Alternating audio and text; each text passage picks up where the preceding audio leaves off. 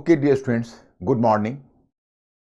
आज मैं ये लेक्चर एक नए टाइप का लेक्चर लेकर आया हूँ। बेसिकली ना तो उसको मैं क्रिटिकल ओपिनियन सीरीज में रख सकता, ना ही present and the past communication series में, बल्कि उससे भी बहुत ही फंडामेंटल इशू है। ये फंडामेंटल इशू यह है कि हमारे स्टूडेंट्स में नॉर्मली देखता हूँ मैं, यूपीएससी तैयारी करने वाले स्टूडेंट्स में बहुत कन्फ्यूजन इस बात को लेकर होता है कि आखिर विश्व इतिहास के खंड को हम सामान्य अध्ययन में कितनी कितनी जगह दें, कितना इंपॉर्टेंस दें, कितना महत्व दें। ये एक ऐसा सवाल है क्योंकि मैं जानता हूं कि मैं अपना लेक्चर जब भी प्रिपेयर करता हूं तो आप ही के बीच रहते हुए प्रिपेयर करता हूं, क्योंकि आप लोग जब अपनी तैयारी करते हो तो आपसे हमारा कम्युनिकेशन होता है, मैं स्टूडेंट्स के बीच रहता हूं तो बहुत सारे सवाल आते हैं। जब सवाल काफ़ी लंबा और इकट्ठा हो जाता है, जब बहुत सारे बच्चों का सवाल आने लगता है, तो फिर मुझे लगता है कि नहीं, ये बाजार में यह गलतफहमी दूर करना हमारा दायित्व होना चाहिए। विशेषकर मैं इसलिए कहना चाहता कि क्योंकि यह कन्फ्यूजन केवल अब स्टूडेंट्स के लेवल पर ही नहीं रह गया, कोचिंग संस्थान के लेवल पर भी बना हुआ है। और इसमें इस तरह की धारणा बनी हुई है, बहुत सारे हिंदी और इंग्लिश के भी कोचिंग इंस्टीट्यूट्स हैं, वो प्राय क्या होता है कि हिस्ट्री में को तो जगह देते हैं और वर्ल्ड हिस्ट्री वाले क्लास वो कोशिश करते हैं 8 से 10 दिनों में समेट दूं, और जो स्टूडेंट्स होते हैं वो कोशिश करते हैं कि भाई वर्ल्ड हिस्ट्री को छोड़कर अगर मैं काम चला सकूं तो शायद मुझे बहुत सहूलियत होगी, क्योंकि मुझे एक खंड पढ़ने की जरूरत नहीं। तो माय स्टूडेंट्स, इसीलिए मैं कुछ महत्वपूर्ण पहलुओं पर आपका ध्यान इंगित करना चाहता। डिसीजन आपके हाथों में है, क्योंकि फ्यूचर आपका है और प्रिपरेशन आपको करना है। मैं 2-3 पहलुओं पर ध्यान इंगित करना चाहूंगा। देखो, एक्चुअली जो विश्व इतिहास का खंड है, वो विश्व इतिहास का खंड का क्या इंपॉर्टेंस होना चाहिए, इससे पहले ओवरऑल तैयारी पर मैं 2-4 मिनट की चर्चा करना चाहूंगा। मैं मानकर चलता हूं कि आइडियली अगर आज कोई स्टूडेंट अपना प्रिपरेशन शुरू करता है तो उसका प्रिपरेशन, उसकी जो तैयारी है, उसका ड्यूरेशन मेरे विचार से 2 इयर्स होना चाहिए। क्योंकि प्रीलिम्स में और मेंस में जितना एरिया कवर करना पड़ता है, तो मुझे नहीं लगता कि इससे कम तैयारी का माकूल होना चाहिए। क्योंकि जो हमारा जो यूनिवर्सिटी एजुकेशन है, हमारी विश्वविद्यालय शिक्षा है, वो कुछ फंडामेंटल ज्ञान दे नहीं पाती स्टूडेंट्स को। तो आते हैं तो बिल्कुल एक तरह से वो कंप्लीट फ्रेशर होते हैं और उनको फ्रॉम स्क्रैच से शुरू करना पड़ता है। 2 इयर्स को मैं कम ही मानूं, ज़्यादा नहीं मानता हूं। अगर मैं किसी स्टूडेंट से पूछूं कि अच्छा भाई ये 2 इयर्स का प्रिपरेशन में क्या होना चाहिए, तो मैं आपको बताऊं कि हम अपनी तैयारी के दरमियान 2 तरह का आइडियाज लेते हैं। एक को हम ब्रॉड आइडिया बोल सकते हैं और एक को क्लोज आइडिया बोल सकते हैं। ब्रॉड आइडिया वह होता है जो हमें विषय की एक व्यापक समझ देता है, और क्लोज आइडिया क्या होता है कि डायरेक्ट हम क्वेश्चन पर अटैक करते हैं। जैसे मान लीजिए अगर हमको वेस्ट एशिया के पॉलिटिक्स की समझ विकसित करनी है तो हम उसको बहुत ही ब्रॉडली समझ विकसित करेंगे। उसको मैं हिस्ट्री के एंगल से करूंगा, जियोपॉलिटिक्स के एंगल से करूंगा, इंटरनेशनल इकोनॉमी के एंगल से करूंगा, इंटरनेशनल रिलेशंस के एंगल से करूंगा। लेकिन जब मैं क्लोज आइडिया पर आऊंगा तो क्लोज आइडिया पर सीधे क्वेश्चन बनता है, अब्राहम एकॉर्ड क्या है, इसमें कौन कौन से देश शरीक हुए, इसमें क्या महत्वपूर्ण मुद्दे हैं, इसका क्या प्रभाव होगा। तो that is the close idea. तो एग्जामिनेशन में हम जाते हैं तो लगभग हम मान के चलते हैं कि यूपीएससी के पेपर में 30 से 40% क्वेश्चन ब्रॉड आइडिया पर होता है, 30 से 40% क्वेश्चन, और लगभग 50-60% क्वेश्चन क्लोज आइडिया पर होता है। तो मतलब यह हुआ कि सफलता में आपका डिसाइसिव फैक्टर ब्रॉड आइडिया है, नंबर 1। नंबर 2, जिसे हम क्लोज आइडिया समझते हैं, वो क्लोज आइडिया की हमारी जानकारी तब तक नहीं हो सकती जब तक हमारे पास ब्रॉड आइडिया नहीं, क्योंकि क्लोज आइडिया में फिर हमें रटना होगा, तो rote learning. But my students, UPSC में जितने पेपर्स हैं, जितने खंड हैं और जितने मुद्दे हैं, और जितने आज खास के आज के इंफॉर्मेशन टेक्नोलॉजी के युग में आज जिस तरीके से रोज न्यूज़ बनते हैं, जिस तरह से मशरूमिंग ऑफ इवेंट्स होता है, डेवलपमेंट्स होता है, उसमें मुझे लगता है कि प्रैक्टिकली इम्पॉसिबल है कि हम सिर्फ क्लोज आइडिया को स्मरण करके अपने दिमाग में रख लें। तो कहेंगे फिर उपाय क्या होता है? उपाय यह होता है कि हम ब्रॉड आइडिया से एक अंडरस्टैंडिंग रखते हैं। एग्जाम हॉल में जाकर हम प्रोविजंस को भूल जाते हैं प्राय, लेकिन ब्रॉड आइडिया के मार्फत अगर मान लीजिए किसी में 5 प्रोविजंस हैं तो हमें 2-3 प्रोविजंस ब्रॉड आइडिया के मार्फत हम क्रिएट कर लेते हैं, माने हमें याद आ जाता है। कुछ सब कॉन्शियस में होता है, कुछ ब्रॉड आइडिया हेल्प करता है उसको रिकॉल करने की, रिकलेक्ट करवाने की। तो दोनों के सहयोग से हम हर एक क्वेश्चन में 4-5 पॉइंट निकालते जाते हैं और उसी से रिजल्ट होता है। उसी में कोई टॉपर होते हैं, कोई फेल कर जाते हैं, कोई एक मिडल पोजीशन रखते हैं। तो यही यूपीएससी का नेट रिजल्ट होता है। आप लोग सभी लोग तो प्रिपरेशन कर रहे हो, आप इस मेरी बात को गांठ बांध लो और जब आप पेपर देना तो मेरी इस बात को याद करना। अब रह गई प्रिपरेशन की बात। तो प्रिपरेशन में अगर हम मान के चलते हैं, आइडियली अगर कोई बच्चा अपना 2 इयर्स प्रिपरेशन का टाइम ड्यूरेशन बनाता है, 2 इयर्स का, तो तकरीबन वह 1.25 वर्ष यानी 1 ईयर 9 मंथ्स वो ब्रॉड आइडिया पर काम करता है और 3 मंथ्स क्लोज आइडिया पर काम करता है। क्यों? क्योंकि अगर वो 1 वर्ष पहले ब्रॉड आइडिया पर, क्लोज आइडिया पर काम करेगा यानी क्लोज इश्यूज पर, तो भूल जाएगा।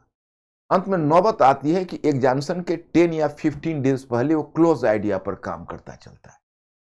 जब आप क्लोज आइडिया पर आ जाओ तो मैं खुद सजेस्ट करूंगा कि उसके बाद जो इंपॉर्टेंट इश्यूज हैं, इंपॉर्टेंट प्रोविजन है, उसको नजर से देखते चलो और ब्रॉड आइडिया वाले इशू के कभी दिन में 2 घंटे मिल जाए आपको, 2 आवर्स 3 आवर्स, उस 2 और 3 आवर्स में आप ब्रॉड आइडिया की अगर एक कॉपी बना लो जिस पर आपको जब मौका मिले तो आज हिस्ट्री, कल इकोनॉमिक्स, कल पॉलिटी, इस तरह से आप ब्रॉड आइडिया को रिवाइज करते रहो।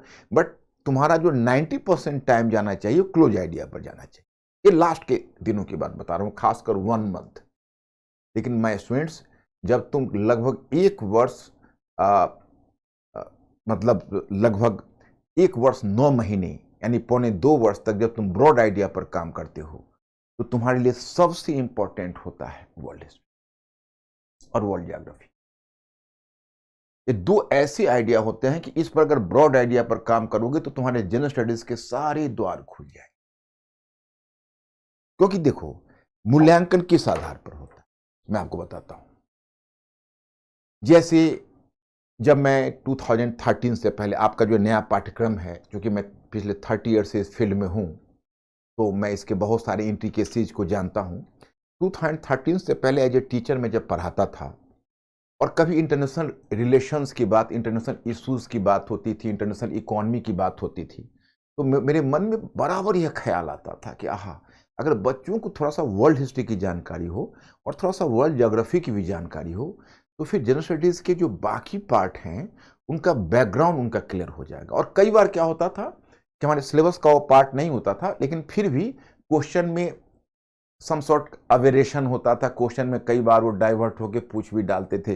जैसे हमें याद है 2011 में एक बार उन्होंने क्वेश्चन पूछा था कि क्या शक्ति संतुलन की अवधारणा ने वर्तमान में अपनी प्रासंगिकता खो दी है? Did the concept of the balance of power lose its relevance in today's politics or today's international politics? So this was the question. अब ऐसे क्वेश्चन थे तो ये तो बिल्कुल ही वर्ल्ड हिस्ट्री से क्वेश्चन थे, लेकिन वो सिलेबस का पार्ट नहीं था। 2013 में जब सिलेबस चेंज हुआ तो मैं संयोग से उस समय घर पर बैठा हुआ था और संयोग से मेरे एक बहुत ही करीबी जानने वाले दौरे हुए आए। तब तक मुझे इंफॉर्मेशन नहीं था कि आज अनाउंस हो गया है सिलेबस चेंज का। उन्होंने कहा कि पता है आपको सर, सिलेबस चेंज हो गया। हमने कहा वो एक वेरी गुड, जनरल स्टडीज में अब 4 पेपर हो गए, ऐसे हो गए, इसमें ये नए नए सब्जेक्ट को जोड़ा। उसी एक क्रम में बोल गए कि वर्ल्ड हिस्ट्री को सिलेबस का पार्ट बना। तो मैं बहुत एक्साइटेड हुआ। मैंने कहा कि यह गुड सेंस प्रिवेल किया यूपीएससी को, ये बहुत बढ़िया काम किया, क्योंकि बच्चों को बिना वर्ल्ड हिस्ट्री की समझ के तो विषय के द्वार खुलेंगे नहीं, तो गेटवे है। तो मैं बहुत एक्साइटेड हुआ। चलिए 2013 में पेपर भी हुआ और हमने प्रिपरेशन भी कराया, वर्ल्ड हिस्ट्री का पार्ट भी लिया। तो उसमें टोटल उस वर्ष हिस्ट्री में मेंस में 140 क्वेश्चंस उन्होंने पूछा था। 140 मार्क्स के क्वेश्चन पूछे थे और उसमें 140 मार्क्स के क्वेश्चन पूछे थे। अब तकरीबन वो उसको 100 मार्क्स कर दिया है। तो 140 मार्क्स को उस वर्ष पूछा था, कुछ ज़्यादा करके पूछा था, और 4 क्वेश्चन वर्ल्ड हिस्ट्री पार्ट से पूछा था और बड़े हार्डकोर क्वेश्चन पूछा था। अमेरिकन रेवोल्यूशन के सिग्निफिकेंस के ऊपर पूछा था, इंडस्ट्रियल रेवोल्यूशन के ऊपर जैपनीज मॉडल ऑफ इंडस्ट्रियलाइजेशन के बारे में पूछा था, बहुत बहुत अच्छे। अफ्रीका के पार्टीशन के बारे में पूछा था कि अफ्रीका के पार्टीशन ने उसके नेशनल फॉर्मेशन पर क्या इम्पैक्ट किया। मतलब एक अच्छी समझ वाली क्वेश्चन थे। हमने कहा कि चलो ये तो बहुत बढ़िया हुआ। लेकिन उसके अगले वर्ष 2014 में उन्होंने 2 क्वेश्चन पूछा इससे, वर्ल्ड हिस्ट्री पार्ट से। एक इंडिया का economic model, Nehruvian model of development, और वहाँ रशियन लेनिन का मॉडल ऑफ डेवलपमेंट, और एक क्वेश्चन उसने पूछा था सुएज कैनाल क्राइसिस के इंटरनेशनल पॉलिटिक्स के इम्पैक्ट के ऊपर। ठीक है। फिर 2015 में उन्होंने एक क्वेश्चन पूछा। उसके बाद एक तरीका रहा कि एक एक क्वेश्चन पूछते रहे, और कई बार तो उस क्वेश्चन को गैप भी कर दिया। जैसे आप देखो 2022 में गैप किया है, लेकिन 2019 में पूछा है। तो इस तरह से पूछते रहे हैं। कभी एक आध बार ऐसा भी हुआ है कि गैप कर दिया है। तो बच्चों में एक जनरल परसेप्शन बन गया कि भाई देखो, इसमें तो क्वेश्चन पूछते नहीं, तो हमें उसको कैसे तैयारी करनी है, मतलब हमें क्या तैयारी करना है। तो कई बार बच्चों के दिमाग में आता है, कोचिंग संस्थान भी कमर्शियली वायबल नहीं समझता है कि एक ऐसे पार्ट के लिए हम इतने सारे क्लासेस दें। लेकिन माय स्टूडेंट्स, जब कोई एक बच्चा कोचिंग संस्थान ज्वाइन करता है या तैयारी शुरू करता है, तो उसका पूरा विचार ब्रॉड आइडिया पर होना चाहिए कि एक पहले अगर ब्रॉड आइडिया बच्चों का डेवलप नहीं रहेगा तो क्लोज आइडिया एग्जिस्ट ही नहीं कर सकता। ब्रॉड आइडिया के बाद क्लोज आइडिया आवश्यक है, आवश्यक चरण है, क्योंकि एग्जामिनेशन से पहले आपको चीज़ों को 150 वर्ड्स में लिखना पड़ता है, 250 वर्ड्स में लिखना पड़ता है, और आप अगर उनको लिखना है तो आपके हाथ में कुछ कंक्रीट आना चाहिए। तो इसके लिए क्लोज आइडिया आवश्यक है। तो ब्रॉड आइडिया के लिए एक टर्म का हम यूज कर सकते हैं सेफली, उसको कहते हैं एक्सटेंसिव स्टडीज। और क्लोज आइडिया के लिए एक दूसरा टर्म यूज कर सकते हैं, उसको कहते हैं इंटेंसिव स्टडीज। तो एक्सटेंसिव स्टडीज और इंटेंसिव स्टडीज दोनों का सम्मिलन होता है यूपीएससी के प्रिपरेशन में।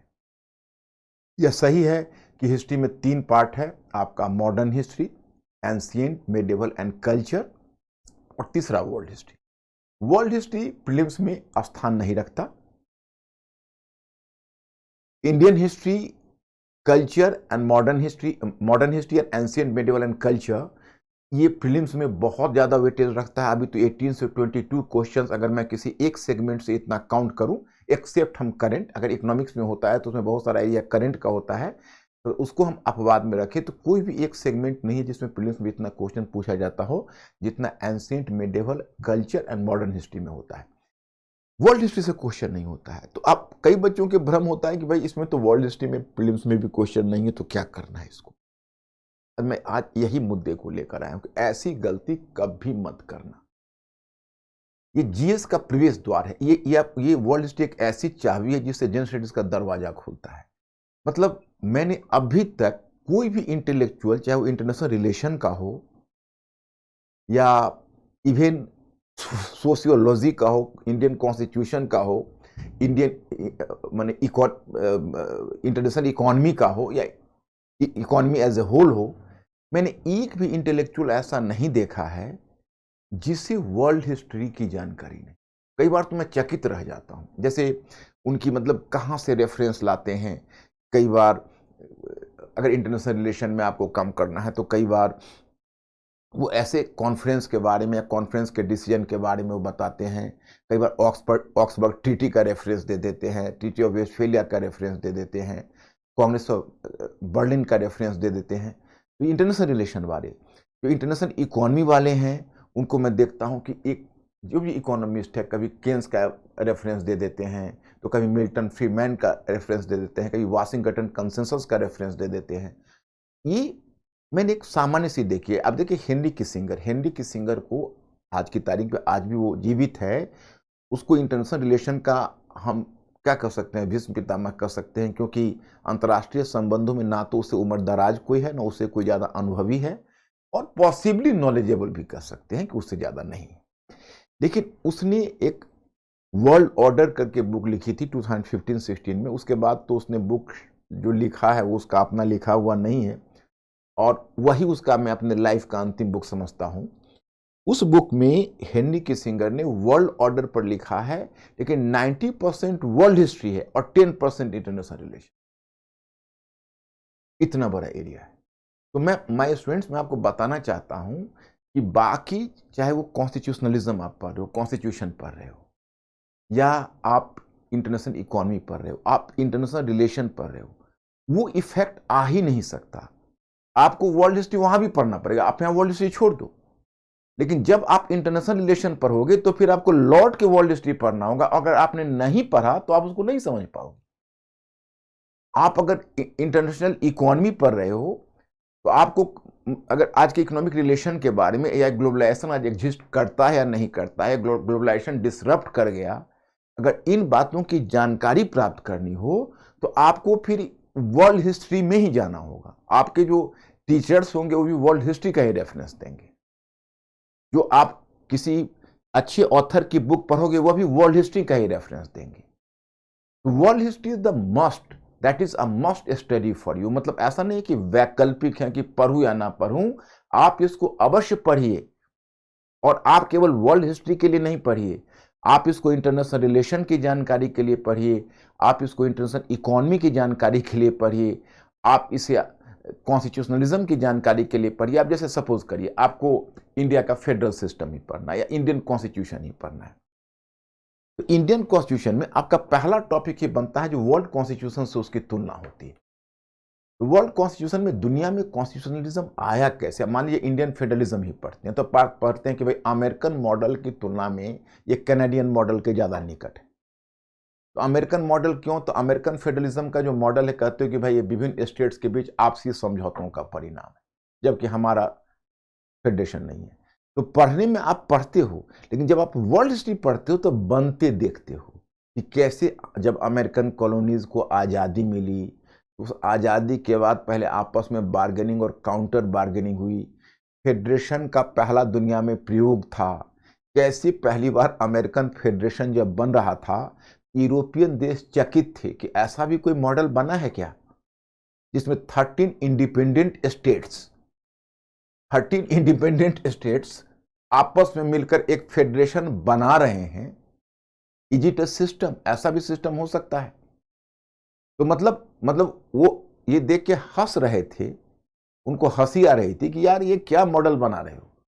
मतलब मैरिज तो हुआ नहीं, लिविंग इन रिलेशनशिप से काम चला रहे हो। तो कहीं पर मैं आपको यह पहलू पर ध्यान इंगित करना चाहूंगा कि that is the part and parcel. ये आपका पार्ट एंड पार्सल है, ऑप्शनल नहीं है, ये कंपल्सरी है।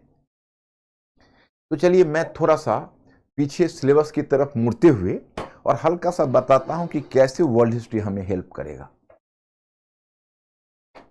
देखिए, सबसे पहले हम आते हैं, उसे भी पहले मैं थोड़ा आपको ले जाता हूं। जैसे मैं मॉडर्न हिस्ट्री जब बच्चों को पढ़ा रहा होता हूं तो चलिए पहले कोई नहीं, मुगल एम्पायर का डिसइंटीग्रेशन का प्रिंसली स्टेट्स आया, सॉरी इंडियन स्टेट्स आए, रीजनल स्टेट्स आए, क्षेत्रीय राज्य आए, मुगल साम्राज्य का विघटन हुआ, वहाँ तो उनको बता दिया, आराम से समझा दिया। कुछ हिस्टोग्राफिकल इश्यूज होती है, कुछ इतिहास लेखन संबंधी मुद्दे होते हैं, वो भी बता जाते हैं।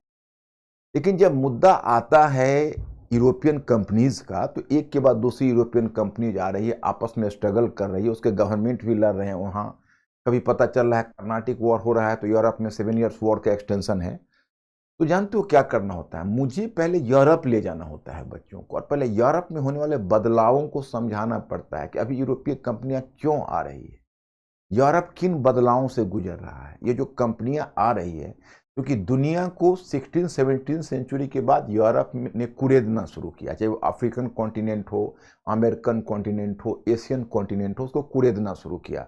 मतलब यूरोप हमारे यहाँ आ गया, और उसके बाद यूरोप में जितने भी परिवर्तन हो रहे थे उस परिवर्तन से दुनिया प्रभावित हो रही थी। रह गई आपका मानविकी विषय या सोशल साइंस, सामाजिक विज्ञान या ह्यूमैनिटीज सब्जेक्ट, उन सबका विकास पश्चिम में हुआ। सबसे पहले आपके इतिहास का हो, आपका समाजशास्त्र हो, आपका इकोनॉमी हो, आपका मतलब अंतर्राष्ट्रीय संबंध से संबंधित मुद्दे हो, उसका पहला अध्ययन यूरोपियंस ने किया, ब्रिटिशर्स ने किया। फिर आपने अपने अपने यूनिवर्सिटी में अपना डिसिप्लिन डेवलप किया। वो आपके, अब जैसे वो आए तो उन्होंने कॉलोनियल रिलेशन स्थापित किया, तो पहला मुद्दा ये उठता है कि भाई ये कॉलोनियल होता क्या है, हमारे यहाँ कैसे आए। तो मैं एक उदाहरण के तौर पर मैंने बताया कि जहाँ मैं बच्चों को कोई अगर कहे कि भाई आप मॉडर्न हिस्ट्री पढ़ाइए, आप इनको वर्ल्ड हिस्ट्री नहीं पढ़ाइए, तो मैं मेरा हाथ स्वयं ही बंध जाएगा। मैं कहूँगा कि भाई मैं पढ़ाऊँगा तो मैं मॉडर्न हिस्ट्री पढ़ाऊँगा और वर्ल्ड हिस्ट्री पढ़ाऊँगा, क्योंकि बिना वर्ल्ड हिस्ट्री पढ़ाए हुए इनको मॉडर्न हिस्ट्री में समझा कैसे पाऊँगा। और यही समस्या हर चीज़ में आती है। अब जैसे देखो, वहाँ पर यूरोप में एक राइज ऑफ नेशन स्टेट होगा, ट्रीटी ऑफ वेस्टफैलिया होगी, कहानी तो उससे भी पहले ही जाती है। और मैं नॉर्मली बच्चों को उससे पहले की कहानी भी बताता हूँ, क्योंकि अब जैसे यूरोप में एक फ्यूडलिज्म आएगा, सामंतवाद आएगा, वहाँ पर एक यूनिवर्सल चर्च सिस्टम आएगा मॉडल, वहाँ पर एक पवित्र रोमन साम्राज्य आएगा, होली रोमन एम्पायर। तो जब धीरे धीरे वो टूट जाएंगे, अब किन कारणों से टूटेंगे उसकी चर्चा तो यहाँ नहीं कर सकता, तो धीरे धीरे यूरोप में एक नया सिस्टम कायम होगा। जैसे मान लो ये अखिल यूरोपीय है, तो यहाँ पर एक नेशन स्टेट कायम होगा। नेशन स्टेट, ये अलग अलग राष्ट्रीय राज्य, मतलब ये नेशन स्टेट अपने आप को कहेंगे। यहाँ पर राजा स्थापित होंगे, वो अपने बाउंड्री को सुदृढ़ करेंगे, अपने बाउंड्री को बनाएंगे और अपने भौगोलिक क्षेत्र को नेशन के रूप में नाम देंगे। भाई ये नेशन है, अमुक नेशन है, फ्रांस है, ब्रिटेन है, वगैरह वगैरह। उसके बाद चलिए नेशन स्टेट बंद तो गया। अब इनके बीच कुछ कारणों से एक बड़ी लड़ाई हुई, जिसको कहते हैं 30 ईयर्स वॉर। और ये 30 ईयर्स वॉर चली 30 वर्षों तक, 1618 से लेकर और 48 तक चली। खैर 48 में वॉर समाप्त हुआ। वॉर समाप्त तब तक एक होली रोमन एम्पायर था, वो भी टूट गया। तो 48 में वॉर समाप्त हुआ तो यहाँ पर एक ट्रीटी हुई, उसको कहते हैं वेस्टफैलिया की संधि। तो वेस्टफैलिया की संधि में पहली बार इस ज्योग्राफिकल बाउंड्री को मान्यता मिली और यूरोप के देशों ने कायदे कानून निर्धारित किए कि देखो भाई एक राष्ट्र होगा और राष्ट्र हुआ होगा, उसकी एक निश्चित भौगोलिक सीमा होगी, एक डेफिनिट ज्योग्राफिकल बाउंड्री होगी। और सभी प्रत्येक राज्य का अंतर्राष्ट्रीय संबंधों में बराबर का संबंध होगा, चाहे उनका आकार जो भी होगा। उनके जो शासक हैं उनको एक तरह का सम्मान मिलेगा। अंतर्राष्ट्रीय मंच पर हम साथ साथ बैठेंगे। तो जिसको तुम इंटरनेशनलिज्म कहते हो, उसका पहला डेवलपमेंट इसी में हुआ। अब क्या हुआ कि यूरोपीय देश जहां जहां जाएंगे, मतलब एशिया में गए, अफ्रीका में गए, तो हर जगह उन्होंने इसी तरह से बाउंड्री खींचा। अब बताइए, हम लोगों का जो मैकमोहन लाइन है या डुरन लाइन जो पाकिस्तान के हिस्से पर है, ये सब लाइन ब्रिटिश ने खींचा। हमारे यहाँ पूरे मुगल इतिहास में आप देखिए या उससे पहले के इतिहास में देखिए, इस तरह के बाउंड्रीज आपको नहीं मिलेंगे। क्यों मिलेंगे? हमारे यहाँ कॉन्सेप्ट ही नहीं था वो। तो जहां जहां वो गए वहां पर उसी तरह किया। अफ्रीका में गए तो सीधी सीधी बाउंड्री खींच दी। आज देखिए अफ्रीकन देशों में क्या है, राष्ट्रों में आपस में सिर फुटबॉल हो रहा है बाउंड्री को लेकर, क्योंकि उन्होंने गलत सलत बाउंड्री खींच दी। और ये मॉडल कहां से लिया? तो वेस्टफैलिया मॉडल से। तो जिसको तुम नेशन स्टेट दुनिया में कहते हो, वेस्टफैलिया मॉडल से आया। तुमको अगर आज भूमंडलीकरण जानना है तो आपको ट्रीटी ऑफ वेस्टफैलिया का रेफरेंस देना पड़ेगा। कहोगे मैं वर्ल्ड हिस्ट्री नहीं पढ़ूंगा, तो आप वर्ल्ड हिस्ट्री के माध्यम से जानो या अंतर्राष्ट्रीय संबंधों के माध्यम से जानो, परंतु वेस्टफैलिया की ट्रीटी तो जाननी ही पड़ेगी। तो this is the very pertinent point. अब देखो, अब इसके बाद जैसे हम आगे बढ़ते हैं तो आते हैं प्रबोधन पर। क्या है? तो ये इनलाइटेनमेंट। तो ये प्रबोधन या इनलाइटेनमेंट है, तो हम यह कहना चाहते कि भाई इससे क्या क्या फायदा हो रहा है। तो यूरोप एक परिवर्तनों की प्रक्रिया से गुजर रहा है और यूरोप परिवर्तित होगा तो हम भी परिवर्तित होंगे, क्योंकि वो हमारे यहां जबरन परिवर्तन लाएगा या हम उस परिवर्तन की तरफ अपने ढंग से रिएक्ट करेंगे। प्रबोधन का मतलब वहां पर एक मध्य वर्ग आएगा। वह वहां के मोनार्क के पास, जो अपने आप को बहुत पावरफुल समझते थे, उनके पास एक कोड ऑफ कंडक्ट रखेगा, एक एक एक व्यवहार की पद्धति रखेगा कि देखिए आप हमें प्रतिनिधित्व दीजिए, आप हमें रिप्रेजेंटेशन दीजिए, हमें मताधिकार मिलना चाहिए, हमें सरकार में भागीदारी मिलनी चाहिए। तो ये मध्य वर्ग आया और इसने एक नई तरह के बदलाव लाए। तो राजनीतिक क्षेत्र में आप देखते हो एक नई पद्धति आ गई और वह पद्धति थी लिमिटेड मोनार्की या कॉन्स्टिट्यूशनल मोनार्की, संवैधानिक राजतंत्र। तो दुनिया में प्रजातंत्र की दिशा में पहला कदम, वो प्रजातंत्र नहीं है, प्रजातंत्र के लिए बहुत प्रतीक्षा आपको करनी होगी, प्रजातंत्र की दिशा में हमने पहला कदम रखा।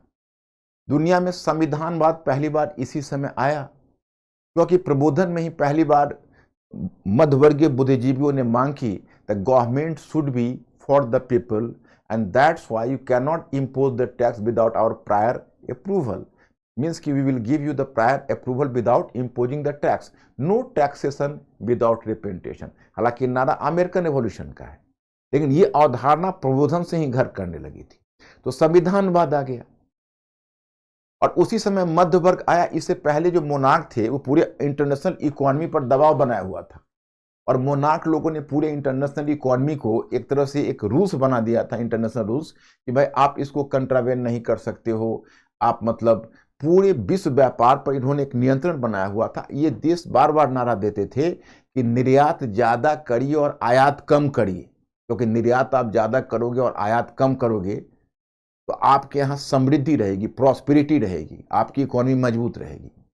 तो पहली बार आवाज उठाया एडम स्मिथ ने इसी समय कि नहीं, फ्री ट्रेड, फ्री ट्रेड से सबको लाभ है।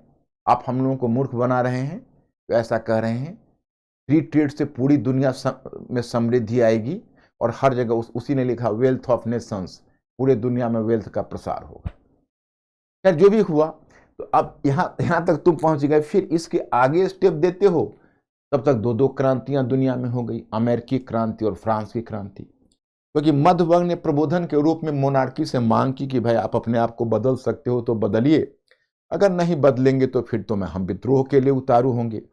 तो उन्होंने अपने आप को नहीं बदला। तो पहले अमेरिका में क्रांति हुई, क्योंकि ब्रिटेन के विरुद्ध वह एक उपनिवेश था। वो एक तरह से उसको डुअल क्रांति कह सकते हो। पहली बार दुनिया का पहला उपनिवेश, पहली कॉलोनी। अब कहोगे भाई कॉलोनी क्या होती है? तो कोई देश किसी दूसरे देश पर कब्जा कर लेता है और उसकी इकोनॉमी अर्थव्यवस्था का दोहन अपने लाभ में करने लगता है, उसको उपनिवेश बोलते हैं। तो इस प्रकार का उपनिवेश पहले अमेरिका पहला उपनिवेश था जो आजाद हुआ, कहा नहीं हमारा अपना अलग हित है, हम आपसे क्यों एक्सप्लॉइटेड होंगे। तो पहला एंटी कॉलोनियल मूवमेंट था, पहला उपनिवेश विरोधी आंदोलन था। और चूंकि वह अमेरिकी मध्यवर्ग के द्वारा विद्रोह का झंडा उठाया गया था ब्रिटेन के राजतंत्र के विरुद्ध, तो यह पहला मध्यवर्गीय आंदोलन भी था, दोनों था। तो अमेरिका आजाद हुआ, वो अपना संविधान बना, एक मध्यवर्गीय सरकार बनी। इधर फ्रांस में क्रांति हुई तो फ्रांस में एक मध्यवर्गीय सरकार बनी। तो अमेरिकी क्रांति और फ्रांस की क्रांति दुनिया को एक कदम और आगे ले गया, क्योंकि यूरोप उससे आगे बढ़ गया। और फ्रांस की क्रांति और अमेरिकी क्रांति के समय पहली बार निर्वाचित सरकार स्थापित हुई, मध्यवर्गीय सरकार स्थापित हुई। पहली बार दुनिया में संविधानवाद मजबूत हुआ। और अमेरिकी क्रांति और फ्रांस की क्रांति ने मध्य वर्ग की आकांक्षा को काफी बढ़ा दिया। तो दो विचारधारा उसमें दुनिया में काफी उभर कर आई। एक विचारधारा कहलाई उदारवाद, लिबरलिज्म, और दूसरा राष्ट्रवाद, नेशनलिज्म। तो आप पूछेंगे भाई ये उदारवाद है क्या? तो उदारवाद से मतलब है, लिबरलिज्म का से मतलब है मध्यवर्गीय वर्ल्ड व्यू, यानी मध्य वर्ग का जो विश्व दृष्टिकोण है, मध्य वर्ग तो अपने राजनीतिक हित, आर्थिक हित और सामाजिक हित के लिए जो जो जो विचारधारा देता है, जैसे वो राजनीतिक क्षेत्र में कहता है संवैधानिक राजतंत्र हो, कॉन्स्टिट्यूशनल मोनार्की हो। प्रजातंत्र की बात नहीं करता, प्रजातंत्र से वो डरता है, उसको लगता है कि निम्न वर्ग पावर ले लेगा। तो मध्य वर्ग कहता है कि the government should be for the people but not by the people. सरकार जनता के द्वारा तो होना चाहिए, परंतु जनता के लिए नहीं। तो मैं आपको यहां पर ये बताना चाहता कि अब इससे क्या हुआ कि मध्य वर्ग पावरफुल हुआ, मध्य वर्ग ने उदारवादी विचारधारा को प्रोत्साहन दिया, राजनीतिक क्षेत्र में संवैधानिक राजतंत्र, आर्थिक क्षेत्र में पूंजीवाद और सामाजिक क्षेत्र में व्यक्तिवाद। और कहोगे भाई राष्ट्रवाद तो पहले मोनार्क लोगों ने भी, जो मोनार्क थे, जो राजतंत्र, जो यूरोपीय मोनार्क थे, उसने नेशन स्टेट बनाया था। देखो यूरोपीय मोनार्क ने भी नेशन स्टेट बनाया था, इट इज ट्रू, लेकिन जो यूरोपीय मोनार्क का जो नेशन स्टेट था वो अलग प्रकार का था। वह नेशन स्टेट राजा के द्वारा बनाया गया नेशन था। लेकिन फ्रांस की क्रांति के बाद जनता का नेशन आया, जनता की शक्ति की बात हुई। इसको आधुनिक राष्ट्रवाद बोलते हैं। द ट्रू सेंस में जिसको नेशनलिज्म कहते हैं, वो फ्रांस की क्रांति के बाद आई। इस प्रकार से आप आगे बढ़ते गए। अब आगे क्या हुआ कि औद्योगिक पूंजीवाद, साम्राज्यवाद और समाजवाद का विकास हो जाएगा, मतलब industrial capitalism, imperialism and socialism. अब देखो आपका वर्ल्ड हिस्ट्री ही नहीं चल रहा है, साथ में आपका पॉलिटी चल रहा है, साथ में आपका इकोनॉमी चल रहा है। बल्कि मैं जब वर्ल्ड हिस्ट्री पढ़ाता हूं तो मैं विशेष रूप से बच्चों की समझ को व्यापक करने के लिए वर्ल्ड हिस्ट्री का टॉपिक तो लेता हूं और बीच में ब्लॉक बना के एक कॉलम बना देता हूं, अंतर अनुशासनात्मक दृष्टिकोण। अंतर अनुशासनात्मक दृष्टिकोण, इंटरडिसिप्लिनरी और मल्टीडिसिप्लिनरी अप्रोच। तो मल्टीडिसिप्लिनरी अप्रोच का मतलब हुआ कि हम एक विषय के अप्रोच को दूसरे विषय में उपयोग कर सकते हैं। तो अब जैसे इकोनॉमिक चेंज भी चल रहा है, क्योंकि सारे बदलाव पीछे हुए, व्यावसायिक क्रांति थी, कमर्शियल रेवोल्यूशन था, फिर रेनेसां आया था, फिर सामंतवाद का अंत हुआ, पीछे राष्ट्रवाद, उदारवाद आया। तो फिर इसी सब क्रम में आप जानते हो औद्योगिक क्रांति आ गई, एक औद्योगिक पूंजीवाद का विकास हुआ। पहले ब्रिटेन में आई, ब्रिटेन में it appeared, it manifested itself accidentally. Britain didn't do any prior preparation for the industrial revolution. तो in Britain it was just an accidental event, you can say. Britain में ये अचानक से घटित हो गया, परंतु बाकी देशों ने इसको स्वेच्छा से अपना लिया। तो फिर औद्योगिक क्रांति, जब औद्योगिक क्रांति हुई तो एक नया सामाजिक वर्ग आ गया, औद्योगिक श्रमिक वर्ग, वो पहले से ज्यादा पावरफुल हो गया। तो अब तक तो जो मध्य वर्ग थे, मिडिल क्लास थे, वो अपने आप को बहुत पावरफुल मान रहे थे। अब लोअर क्लास आ गया, लोअर क्लास ने भी अपने पावर की बात उठाई। अब आप समाजशास्त्र भी घुस गए। औद्योगिक क्रांति के बाद जो दुनिया में जो नए समाज सिविल, हालांकि वो प्रबोधन के बाद ही आप समाजशास्त्र में घुस चुके हो, क्योंकि एक सिविल सोसाइटी का कॉन्सेप्ट प्रबोधन के बाद ही आया। लेकिन अब औद्योगिक क्रांति आई, नए सामाजिक वर्ग आए। अब नए सामाजिक वर्ग आए तो अब नए सामाजिक वर्ग ने अपने अधिकारों की मांग की। इन्होंने एक वैकल्पिक विचारधारा के रूप में समाजवाद दी। उदारवाद ने समाजवाद को चैलेंज किया, तो समाजवाद ने उदारवाद को चैलेंज किया। तो अब पहले उदार समाजवाद आएगा, फिर उग्र समाजवाद के रूप में कार्ल मार्क्स का आगमन इतिहास के इसी मोड़ पर होगा। तो दुनिया में बदलाव हो रहा है माय स्टूडेंट्स। आपके वर्ल्ड हिस्ट्री के साथ बहुत कुछ साथ साथ चल रहे हैं, क्योंकि अब साम्राज्यवाद आया तो अंतर्राष्ट्रीय संबंध शुरू हो गए, क्योंकि एशिया और अफ्रीका का विभाजन हुआ। एशिया में साम्राज्यवादी शक्तियों ने आपस में टकराहट शुरू की। तो उस समय का जो इंटरनेशनल रिलेशन था वो क्या था, तो आप देखोगे भाई 1884 में बर्लिन कांग्रेस हुआ, 1878 में एक बर्लिन कांग्रेस हुआ, उसमें पूर्वी यूरोप या बाल्कन समस्या का निपटारा हुआ। फिर 1884 में एक बर्लिन अफ्रीकन कांग्रेस हुआ, जिसमें सारे देश मिलकर अफ्रीका को विभाजित कर लिया, और जर्मनी का चांसलर बिस्मार्क वहाँ मानचित्र पर पेंसिल से पूरे अफ्रीका को विभाजित कर दिया। आज भी आप देखोगे तो अफ्रीका की जो सीधी रेखा है अफ्रीकन राष्ट्रों की, वो सीधी रेखा उस राष्ट्रों की चल रही है। वो दर्शाती है कि अफ्रीका के विभाजन में उन लोगों ने कितनी हृदयहीनता दिखाई, कितनी क्रूएल्टी दिखाई, कि वहाँ के कई ट्राइब्स को मिलाकर, या कुछ एक ट्राइब किसी दूसरे देश में, दूसरा ट्राइब किसी दूसरे देश में, और एक तरह से पेंसिल से उन्होंने मैप को यूरोप में खींचा। और बड़े गर्व से ओटो वन बिस्मार्क ने कहा था, German chancellor, I am visualising Africa while seating in Europe itself. मैं यूरोप में बैठा बैठा अफ्रीका के मानचित्र को देख रहा हूं। अब उसको हम कैसे बचा सकते हैं वर्ल्ड हिस्ट्री? अब देखो, ये तो अंतर्राष्ट्रीय संबंधों की बात हो गई। अब साम्राज्यवादी संघर्ष हो रहा है, तो होते होते अब वर्ल्ड वॉर्स हो जाएगा। अब वर्ल्ड वॉर होगा तो पहला वर्ल्ड वॉर होगा। अब कायदे के हिसाब से तो यूरोपियन वॉर था, इसको वर्ल्ड वॉर यूरोपियन देशों ने नाम दिया, क्योंकि हमें भी फंसा दिया उसमें। एशियाई अफ्रीकी देशों का कोई डायरेक्ट स्टेक नहीं था, स्टेक उन्हीं का था, लेकिन वो हमारे यहाँ फैले हुए थे और हमारे दिमाग में भरा कि आप भी वॉर में शामिल हो। आप याद करो, फर्स्ट वर्ल्ड वॉर में गांधी जी ने भी अपील की थी लोगों को कि ब्रिटिश का दिल और दिमाग से साथ दीजिए, जितना धन आवंटित कर सकते हैं करिए। तो हम लोगों ने तहे दिल से ब्रिटिश का साथ दिया। That was the first world war. और फर्स्ट वर्ल्ड वॉर जब घटित हुआ, इस वर्ल्ड वॉर के बाद फिर पेरिस में पीस कॉन्फ्रेंस हुआ। तो खैर जो अन्याय यूरोपीय देशों के साथ उसमें होना था हुआ, लेकिन उसमें अरब क्षेत्र का जो भविष्य का निर्णय है, आज भी जिसको अब अब्राहम एकॉर्ड की बात करोगे, लेकिन अब्राहम एकॉर्ड से पहले अगर वर्ल्ड वॉर में आप मेरे विचार से अगर आप अरब समस्या को प्रथम विश्व युद्ध में नहीं देखोगे, जो पेरिस पीस कॉन्फ्रेंस में जो तुम देखते हो कि कई एग्रीमेंट ऐसे हुए जिसमें हुसैन महान एग्रीमेंट हुए, Hussain Mohan agreement, Sikes-picot agreement, Balfour declaration, कैसे इज़राइल को क्रिएट किया गया। तो बिना इन सब को जाने हुए हम अब्राहम एकॉर्ड के साथ कहाँ जस्टिस कर सकते हैं।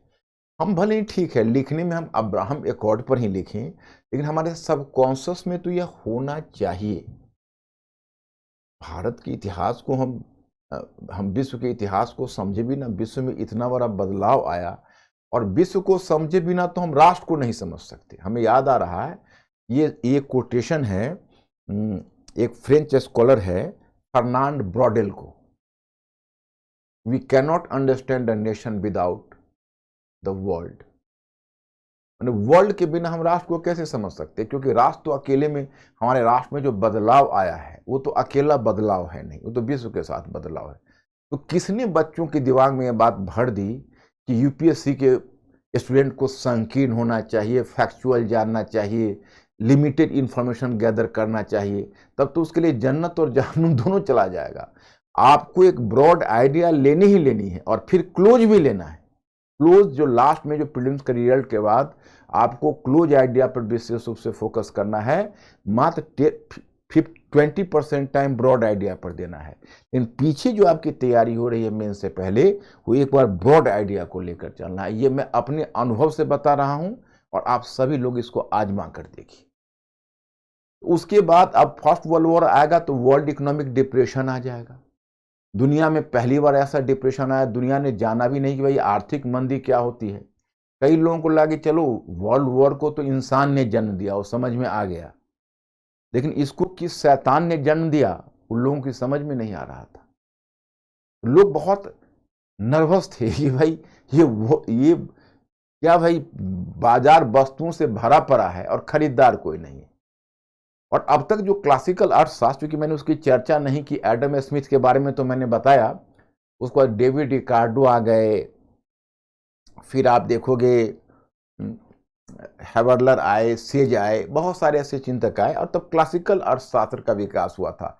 और मोटे तौर पर क्लासिकल अर्थशास्त्र का यही कहना था कि इकोनॉमी को आप छोड़ दीजिए, इकोनॉमी को टच मत करिए, और इकोनॉमी का अपना बाजार है, बाजार को अगर राज्य उसमें हस्तक्षेप करेगा तो उल्टा बाजार और विद्रूप हो जाएगा, डिस्टॉर्ट कर जाएगा, और वह जस्टिस नहीं होगा बाजार के साथ। बाजार का अपना एक अलग डिसिप्लिन है, डिमांड एंड सप्लाई के रूल से बाजार चलता है, उसमें इंसानी छेड़छाड़ नहीं होना चाहिए। तो अभी तक इसी प्रिंसिपल से लोग चलते थे। पहली बार देखा गया कि बाजार है वो गुड से भरा हुआ है, उसका परचेजर नहीं है।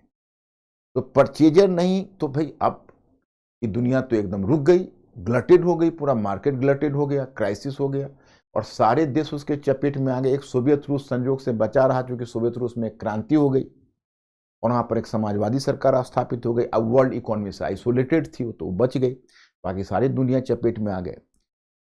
तो उसी समय एक नया इकोनॉमिक मॉडल लेकर आए जॉन मेनार्ड केन्स, तो उन्होंने केनेसियन अर्थशास्त्र की नींव रखी। हालांकि जॉन मेनार्ड केन्स के डायरेक्ट एडवाइस पर तो काम नहीं कर रहे थे, लेकिन अमेरिका में एक प्रेसिडेंट का उद्भव हुआ जिनका नाम था फ्रैंकलिन डी रूजवेल्ट।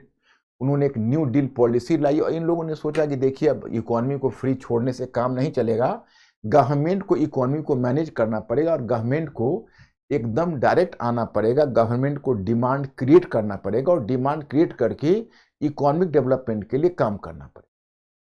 तो अब क्या हुआ कि पहले था एक स्मॉलर स्टेट का कॉन्सेप्ट, तो स्मॉलर स्टेट के कॉन्सेप्ट की जगह बिगर स्टेट का कॉन्सेप्ट आ गया। बिगर स्टेट माने एक था पहले मिनिमल स्टेट, अब हुआ मैक्सिमल स्टेट। पहले का जो स्टेट था केवल लॉ एंड ऑर्डर से ही जुड़ा हुआ था, अब स्टेट है कि पूरी इकोनॉमी को भी डिमांड को क्रिएट कर रहा है, डिमांड को मैनेज कर रहा है, तो डिमांड मैनेजमेंट, मांग प्रबंधन का काम कर रहा है। तो राज्य की भूमिका बहुत बढ़ गई, राज्य बहुत पावरफुल हो गया, टैक्स की मात्रा काफी अब राज्य बढ़ाने लगा, टैक्स को कम करने, पूरे टैक्स सिस्टम जिसको कहते हो राजकोषीय नीति। इकोनॉमी में अगर देखोगे तो विश्व आर्थिक मंदी के बाद इकोनॉमी में जिसको मैक्रो इकोनॉमिक मैनेजमेंट कहते हो, मैक्रो इकोनॉमी का कॉन्सेप्ट ही उसी के बाद आया है, वर्ल्ड इकोनॉमिक डिप्रेशन के बाद। तो कोई भी अगर मैक्रो इकोनॉमी समझना चाहता है तो उसको तो जानना पड़ेगा। और तो मैं आपको एक एक्सपीरियंस बताता हूँ। एक बड़े सीनियर टीचर हमारे फील्ड के थे, अब तो खैर थोड़ा सा रिटायरमेंट ले लिया है उन्होंने, लेकिन बड़े नॉलेजेबल पर्सन थे और हैं ही। तो एक बार उनसे हमारी बात चल रही थी, तो बात चलने के क्रम में उन्होंने, पॉलिटी उनको पढ़ाना था, तो उन्होंने हमसे एक अपना अनुभव शेयर किया। उन्होंने कहा कि ऐसा है कि मैं गया पॉलिटी क्लास में, पॉलिटी का क्लास लेने, तो बच्चों से मैंने रूजवेल्ट की न्यू डील पॉलिसी पूछा तो बच्चे जानते ही नहीं थे। तो मुझे दो सुखद आश्चर्य हुआ। दो सुखद आश्चर्य इसलिए हुआ कि कम से कम वो इतने सीनियर टीचर थे और उम्मीद करते थे बच्चों से पॉलिटी क्लास में उनको न्यू डील आते रहना चाहिए, क्योंकि जिसको न्यू डील की पॉलिसी पता नहीं होगी उसको कुछ त्रुटि हो जाएगी। जबकि वो खुद ही इंजीनियरिंग बैकग्राउंड के थे, आईआईटीएन बैकग्राउंड, आईआईटीएन रहे थे, तो उनको लेकिन ह्यूमैनिटीज में बहुत अच्छा शौक रहा था, बहुत अच्छी स्टडी उन्होंने की थी। तो मैंने उनसे बरबस पूछा कि अच्छा, आपने जो न्यू डील उनसे जानना चाहा, तो आप कहाँ उसका यूज करना चाहते थे, कैसे यूज करना चाहते थे? तो मुझे अनुमान था कि वो क्या कहेंगे, और वही मेरे अनुमान का अनुमान उन्होंने कहा कि मैं एक्चुअली अमेरिका में, क्योंकि अमेरिकन कॉन्स्टिट्यूशन बता रहा था, तो मैं बता रहा था कि कैसे मैक्सिमल स्टेट हुआ, कैसे प्रेसिडेंट का पावर बढ़ा, और जो अमेरिकन में जो बैलेंस ऑफ पावर था, बैलेंस ऑफ पावर जैसे वहाँ पर आप जानते हो कि लेजिस्लेटिव है, एग्जीक्यूटिव है, लेजिस्लेटिव है और जुडिशियरी है, तो इन तीनों के बीच एक प्रकार का बैलेंस ऑफ पावर और चेक एंड बैलेंस है। उसमें कैसे अमेरिकन प्रेसिडेंट ने अपना पावर बढ़ा लिया, और कैसे जुडिशियरी ने, जब जजेज ने जब उनके न्यू डील को रिजेक्ट कर दिया, तो उसमें कैसे अमेरिकन प्रेसिडेंट दहाड़ा और उसने अपने बिल को पारित करवाया, और प्रेसिडेंट का पावर ग्रो कर गया, सेंटर का पावर स्टेट्स के ऊपर ज़्यादा ग्रो कर गया, तो सेंटर, वहाँ का फेडरल सिस्टम भी इससे अफेक्टेड हुआ। तो ये मैटर देखो, वॉर है, वॉर के बाद इकोनॉमी है, इकोनॉमी से पॉलिटी अफेक्टेड होता है, उससे इंटरनेशनल रिलेशन अफेक्टेड होता है। मुझे लगता है कि मैं शायद तुम लोगों को समझा पा रहा हूँ। एग्जैक्ट तुम्हें घटना नहीं जानते हो तो शायद तुम इसको नहीं समझ पाओगे, लेकिन जब इसको बारीकी से पढ़ोगे तो देखोगे इन सब के बीच, और मेरी तलाश सिर्फ यही रहती है कि हमारे जो बच्चे हैं इतना जरूर जाने, इसके बाद फिर क्लोज स्टडीज करके एग्जामिनेशन को क्वालिफाई करते हुए चले जाएंगे। लेकिन ये ब्रॉड आइडिया बच्चों के पास होता नहीं, और चाहता है कि हम सिर्फ क्लोज स्टडी करके उसको क्वालिफाई कर लें, इसलिए यूपीएससी उनके लिए मुश्किलें होती चली जाती है। तो मेरा जो मुख्य संघर्ष है, चाहे मेरा जो मुख्य प्रयास है इस फील्ड में, या मैं कहता हूँ कि to be a thinking creature, to be thinking creature बनाने के पीछे का मकसद यही होता है। अब चलिए, इसमें रूसी क्रांति भी हुई, फिर आगे अब सेकेंड वर्ल्ड वॉर होगा, तो सेकेंड वर्ल्ड वॉर के बाद तो दुनिया में एक बहुत बड़ा बदलाव देखोगे। एक तो दुर्भाग्य से वर्ल्ड वॉर समाप्त नहीं हुआ तो कोल्ड वॉर शुरू हुआ, तो वर्ल्ड बाइपोलर हो गया, तो इंटरनेशनल रिलेशन में बाइपोलर वर्ल्ड सिस्टम देखते हो।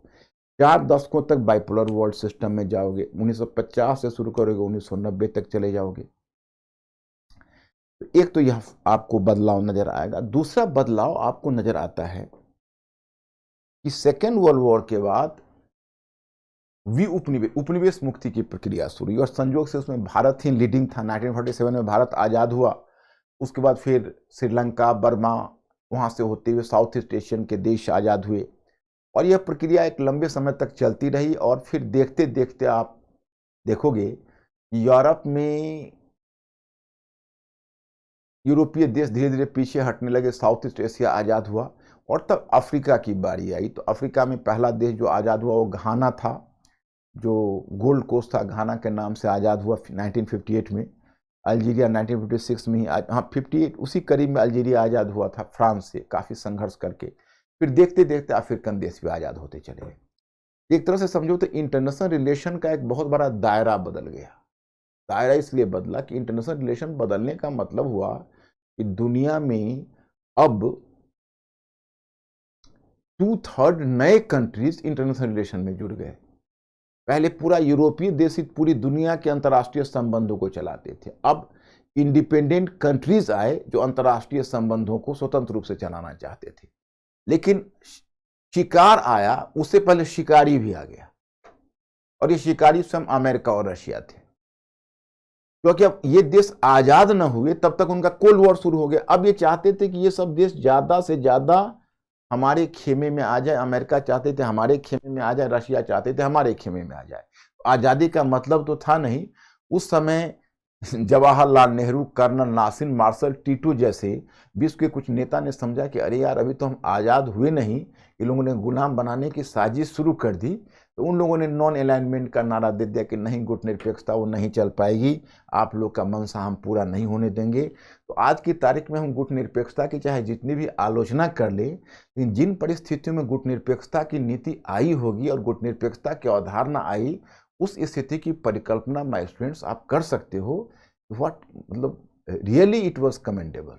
तो खैर एनीवे माय पॉइंट इज, अब चूंकि इससे पहले 5-6 पावर मिलकर दुनिया की इकोनॉमी को चलाते थे, अब उन पावर का ग्रिप समाप्त हो गया। अब इंटरनेशनल इकोनॉमी चले कैसे? तो इन लोगों ने एक दूसरी चालाकी की, इन्होंने कुछ संस्थाएं बनाई, कहा ये IMF है, ये वर्ल्ड बैंक है, ये गैट है।